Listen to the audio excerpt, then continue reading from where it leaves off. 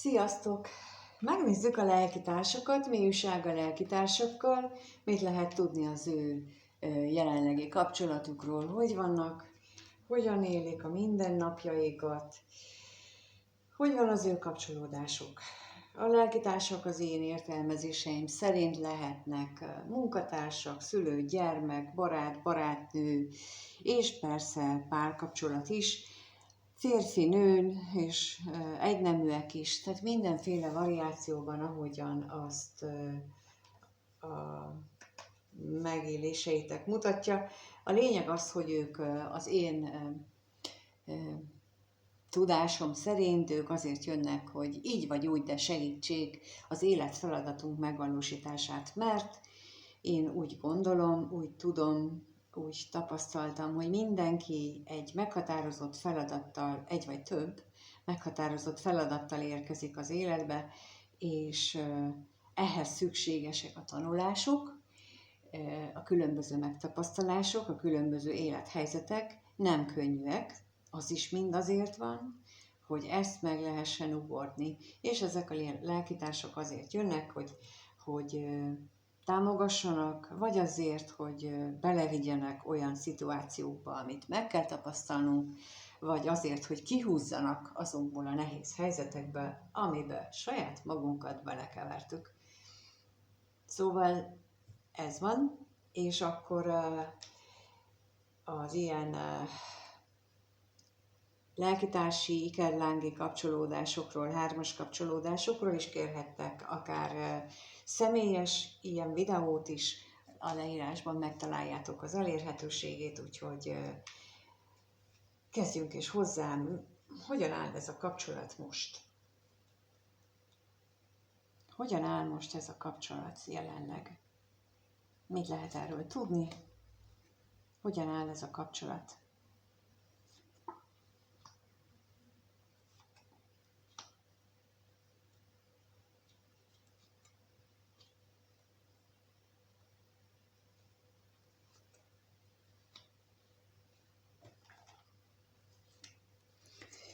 Nos, úgy látom, hogy ebben a kapcsolatban jelenleg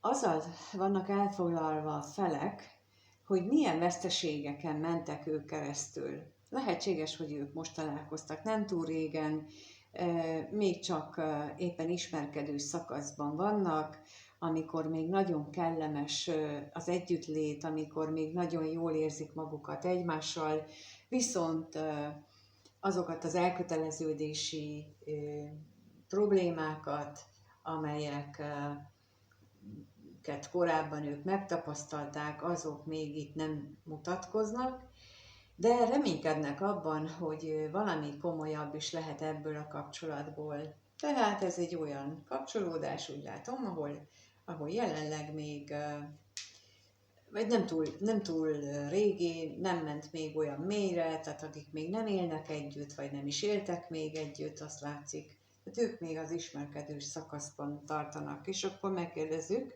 hogy mit tudhatunk meg itt a veszteségről. Mi ez a veszteség itt?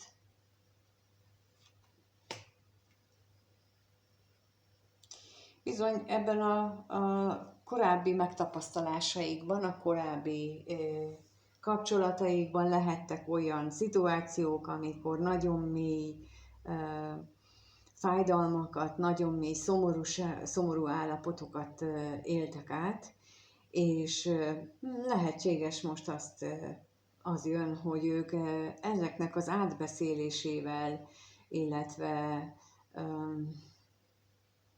ezeknek az elmondásánál tartanak, ami abban segítheti őket, hogy ráébrednek arra, hogy mennyire hasonló szituációkat éltek meg, mennyire hasonló élethelyzeteik voltak, és ennek abban van jelentősége, hogy a lélektársi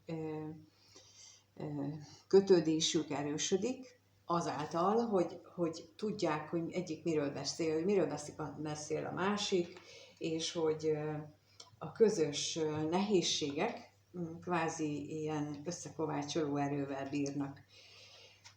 És akkor megkérdezzük, hogy mit jelent itt a remény. A remény, mit jelent a remény?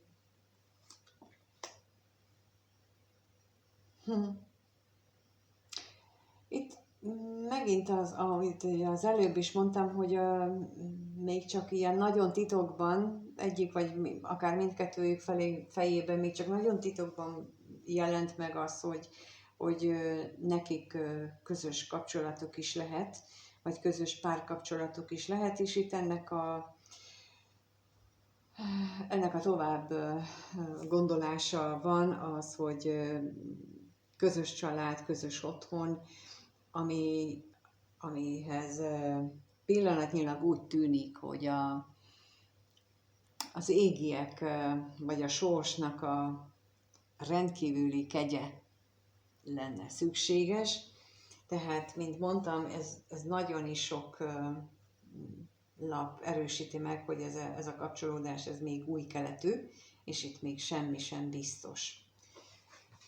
Sőt, még semmi sem ismert, tehát ez egy ilyen nagyon ismerkedős kapcsolódásról van szó. Na, lássuk akkor azt, hogy hogyan gondolnak ők egymásra, mit gondolnak egymásról azok után, amit eddig megismertek a másikból. Kettőt kérnék szépen a férfi részéről.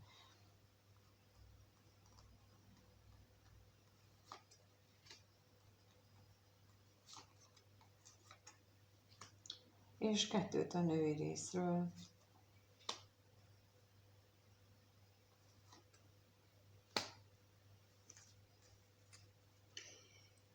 Úgy gondolja, hogy a férfi úgy gondolja, hogy nagyon szerencsés pillanatban ismerte meg ezt a női felet. Itt most megmaradok ebben, hogy ő a női fél, ő a férfi fél, de mint mondtam, bárkit bármivel behelyettesíthette. Tehát én ebben maradok. Tehát a férfi úgy gondolja, hogy nagyon szerencsés időpontban és nagyon jókor találkozott ezzel a személlyel, és nagyon is úgy gondolja, hogy egy nagyon hűséges, kitartó, hosszú távon is megbízható személyről van szó, aki számára rendkívül szimpatikus. De akkor megnézzük, hogy mit jelent itt a váratlan öröm.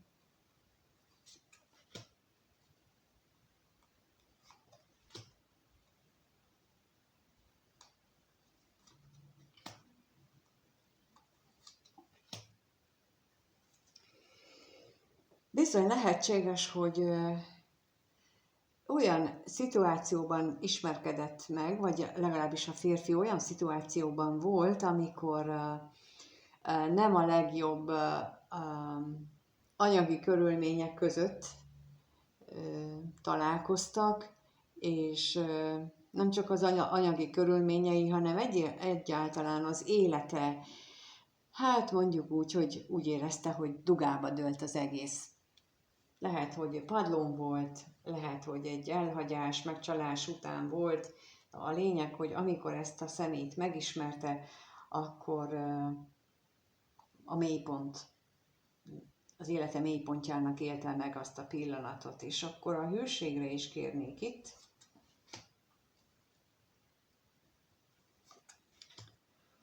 Mint mondtam, az előbb, tehát anyagilag is eléggé rosszul állt. Ezt mutatják most megint itt a lapok, de függetlenül ettől mégis azt látom, hogy ebben a szituációban találkoztak. És a nő részéről pedig azt érzékelhetjük, hogy ő úgy látja a férfit, hogy egy nagyon mélyen érző, tüzes, szenvedélyes, akaraterős férfi, aki nem lusta, hanem pontosan, hogy egy ilyen cselekvőképes, akiben ott van a tenni akarás, a tenni vágyás szándéka, és mindeközben ő nagyon is mélyen átéli a másik személynek az érzéseit. És akkor kérnék szépen a lelkészre.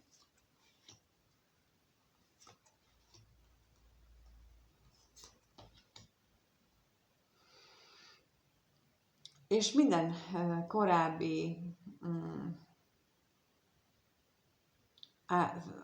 a nő által ismert korábbi férfi ismerésétől eltér, mert hogy ez egy ilyen nagyon újdonságként hat rá ennek a férfinak a hozzáállása, a kapcsolathoz való hozzáállása, és mondom, hogy ez a nagyon harmonikus lelki kapcsolódásuk. Akkor a szerencsétlenségre is kérek még, hogy mit jelent.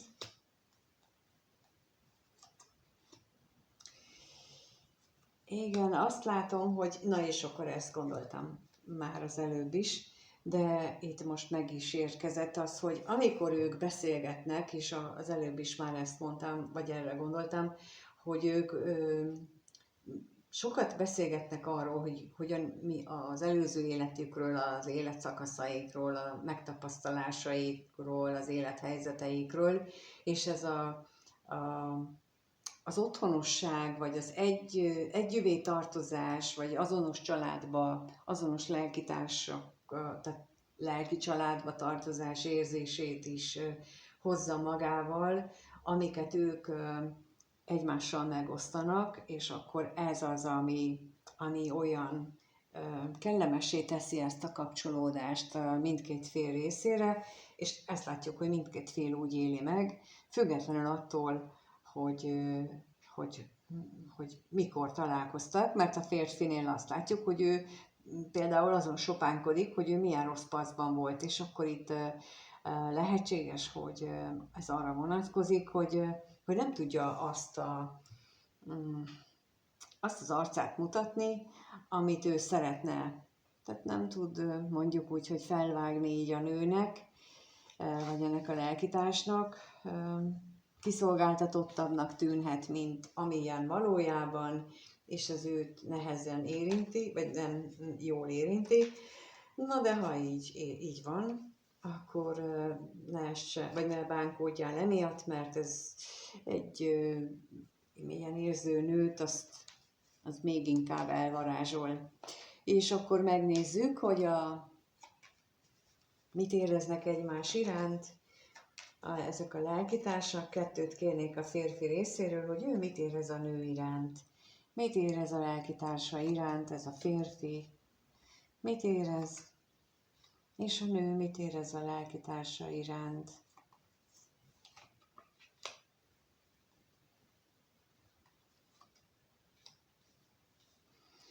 Jó, hát a férfi részéről azt látom, hogy reménykedik, bár, és itt megint arra érzek utalást, amit az előbb láttam, tehát, hogy ő azt látja, hogy rossz időben találkoztak, abból a szempontból, hogy ő nem olyan anyagi vagy helyzetben áll, ahogyan azt szeretné, bár a reményei ott vannak, de akkor még kérnék szépen, hogy milyen remények vannak benne, miben reménykedne ez a férfi lélektárs. Hopp-hó. És a betegségre is kérnék szépen.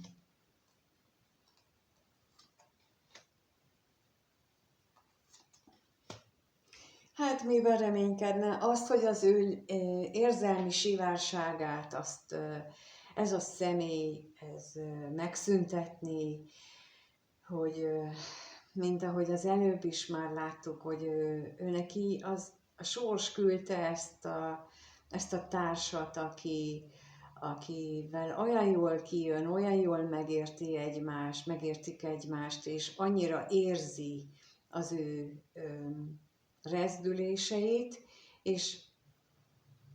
és hát benne vannak a kétségek, hogy ezek a remények, hiú remények, de azért ott van, hogy ő azért ezen rengeteget gondolkodik,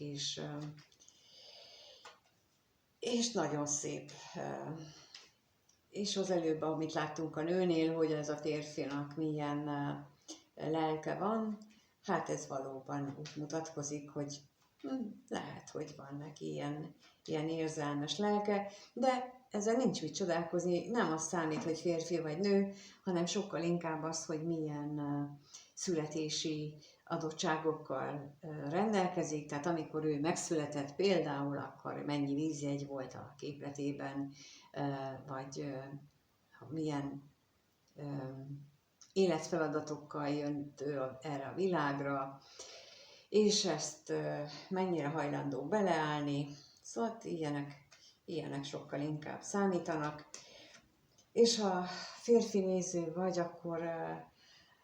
akkor meggondolt, hogy ez férfiatlan, ez a világunk nagyon, nagyon eltért az ősi hagyományoktól, amikor egy férfi úgy tudott erős és bátor lenni, hogy közben voltak neki érzelmes oldalai, csak az már évszázadokkal ezelőtt kihalt, vagy legalábbis leszoktatták róla, mert hogy azt mondták, hogy az férfiatlan, de valójában néhány ezer évvel ezelőtt ez teljesen normálisnak számított, és reméljük, hogy ez visszatér az új civilizációba is, ami most alakuló félben van, az én véleményem szerint.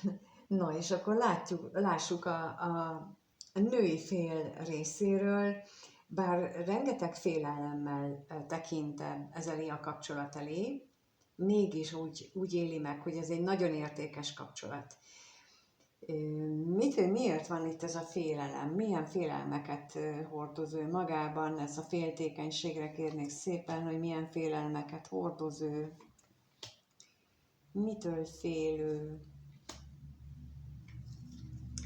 Hát hirtelen eltűnik. Egész egyszerűen annyira értékesnek, különlegesnek tartja ezt a kapcsolódást, hogy fél, hogy egyszer csak eltűnik az életéből. És akkor a pénzre is kérnék szépen, hogy mi az érték, milyen értéket lát benne a férfiban.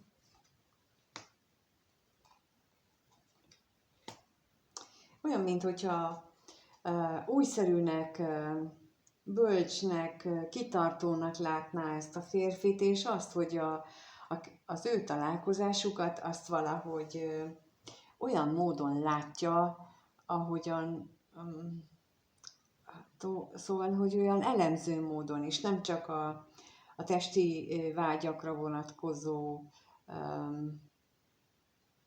dolgokat látja bele, már mint a férfi, hanem magát, és itt megint a léleknek az érettségét emeli ki a női fél részéről itt a kártya. No, jó van, akkor megnézzük azt, hogy mi várható a következő 1-2 hétben ebben a kapcsolatban. Lássuk, hogy mi várható a következő 1-2 hétben ebben a kapcsolódásban. Mi várható ebben a lelkitársi kapcsolatban a következő 1-2 hétben? Mi várható?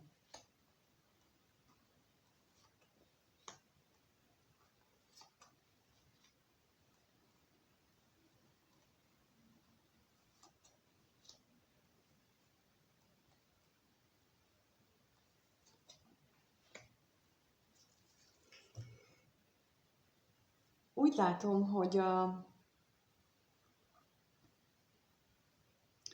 nagyon fontos lesz mindkettejüknek a múltba révedni, nagyon fontos lesz átgondolni a múltbeli tapasztalataikat, és nem csak a múltbeli tapasztalataikat, hanem azt is, amit ők a családjuktól, a gyökereikből hoztak, és azt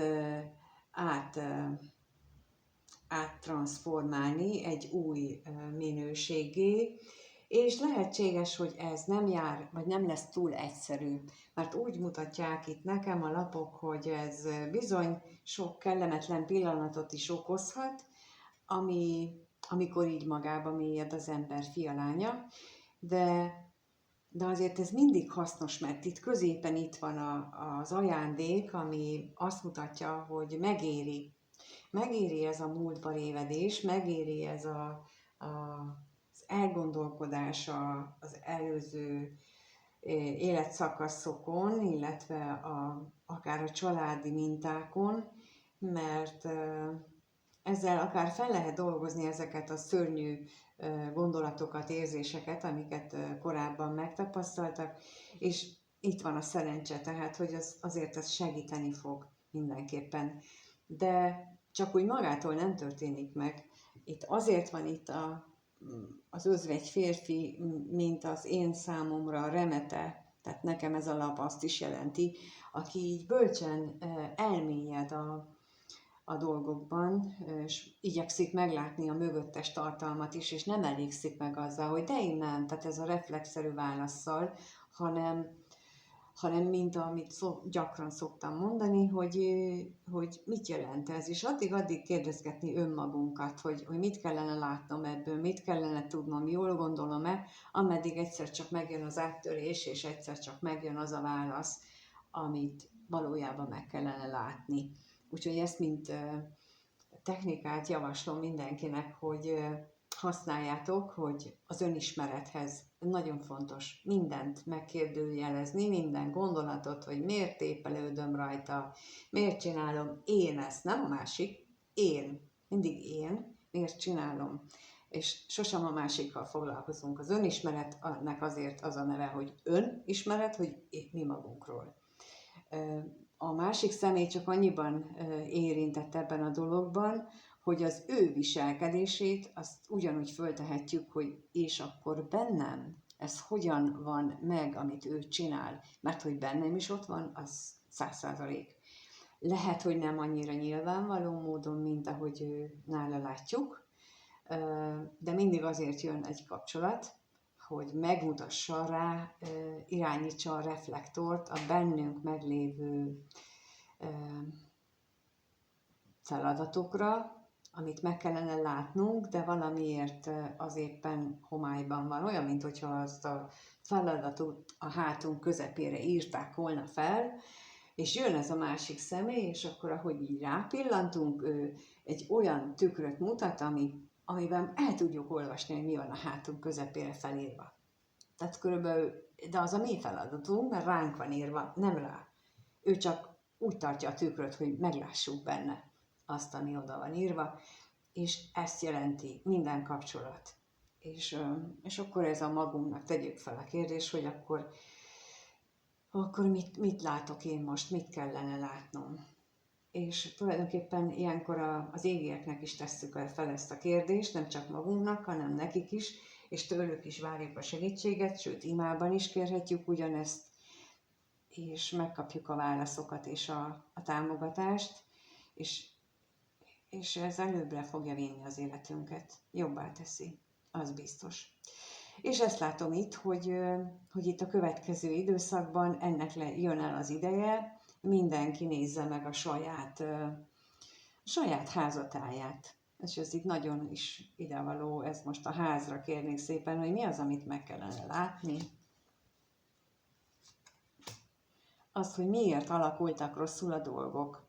Például a múltban miért alakultak úgy a dolgok, és akkor ezt meg boncolgatni, rávilágítani, nagyító alá vonni.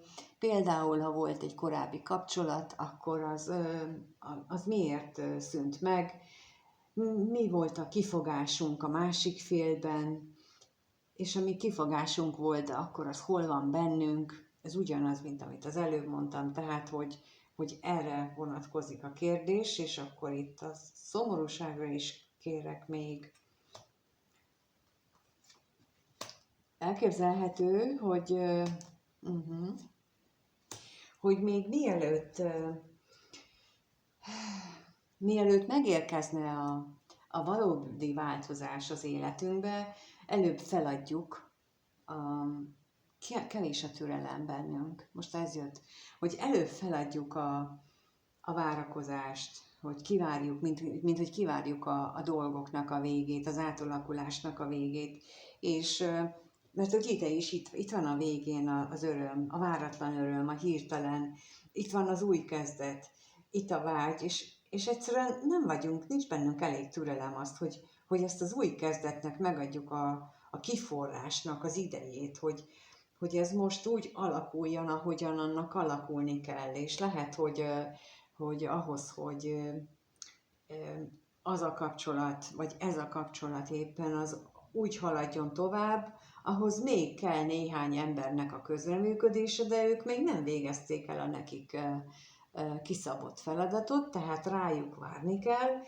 de mi türelmetlenek vagyunk, mert a vágy az bennünket sarkal, és tol előre, és mondja is minden, és legyünk türelemmel, és itt erre hívják fel a figyelmet, hogy jó irányba indulnak el a dolgok, mert nagyon szép lapok jöttek ki, tényleg nagyon szépek, de ez mind önvizsgálatra kér mindenkit, meg arra, hogy türelemmel legyünk, és az univerzum, az égiek, a teremtő iránt, hogy türelemmel fogadjuk el, hogy minden úgy alakul, ahogy kell, még akkor is, hogyha ez számunkra nehéz.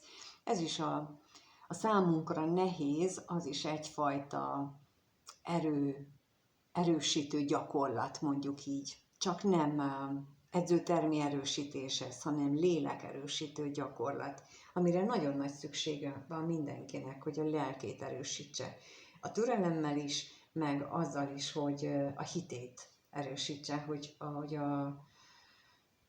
hogy minden úgy alakul, ahogy annak alakulnia kell, és ezt higgyétek el, hogy így van, naponta látom, nagyon naponta szembesülök vele, és minden nap megtapasztalom, hogy ez valóban így van, minden pontosan ki van számolva, 1000 milliméter pontossággal, időben is ugyanígy 1000 szekundum pontossággal, pont akkor történik minden, amikor történnie kell, és a hosszú távú következményeket is, ha visszafele nézünk, akkor látjuk meg, de nem baj, ha most ezt nem látjuk. Mi csak emberek vagyunk, és a nagy világegyetem az tőlünk milliószor és milliárdszor nagyobb, és van egy erő, ami azt irányítja, ő a teremtő, akiben hihetünk, mert nagyon szép dolgokat is teremtett, hiszen a világunk az gyönyörű. Ezzel fejezném be ma a lelkitársaknak a kivetését. Remélem, hogy ezt a csodás energiát, mert ennek nagyon felemelő energiája van ennek a következő 1-2 hétnek, ahogyan ez a 2 személy hozzááll ehhez a kapcsolathoz. Talán innen is jött most ez amit érzékelek. És hogyha egyéniben szeretnétek, akkor megtaláljátok a leírásban a személyes, vagy a kontaktot, a személyes elérhetőséget, a videós kirakást is, a kurzusokat is, amin ezekről és sok minden másról is tudunk még beszélni, illetve beavatlak benneteket olyan egyéb tudásba, amitől ez a kapcsolat, vagy egy következő kapcsolat már szebben érhető meg, ahogyan elengedés technikákat tudunk, belső gyermeksérüléseket tudunk feldolgozni, és ezek mind arra hatnak egyrészt, hogy az életfeladatotokat meg tudjátok oldani, másrészt, hogy szebben tudjátok megélni az életet, a párkapcsolatot, tehát úgy általában véve, hogy minden napunk gyönyörű, még akkor is, ha esik az eső, meg fúj a szél, bár ma már tényleg csodás napunk van, de volt a héten nagyon sok ilyen zivankósnak tűnő idő is, és mégis szép volt minden. Szóval ehhez is hozzá tudunk segíteni a kurzusaimon, azt is találtok a leírásban, úgyhogy kérlek, nézzétek meg. Ha megírjátok kommentbe azt, hogy mit gondoltok erről, vagy milyen véleményetek van, milyen tapasztalatotok van, nagyon hálás vagyok érte, mert szívesen olvasom, és nagyon sok mindent látok és tanulok belőle én is. És nagyon köszönöm a lájkokat, a feliratkozásokat, és addig is, amíg személyesen beszélünk, vagy találkozunk, addig is mindenkinek minden jót kívánok. Sziasztok!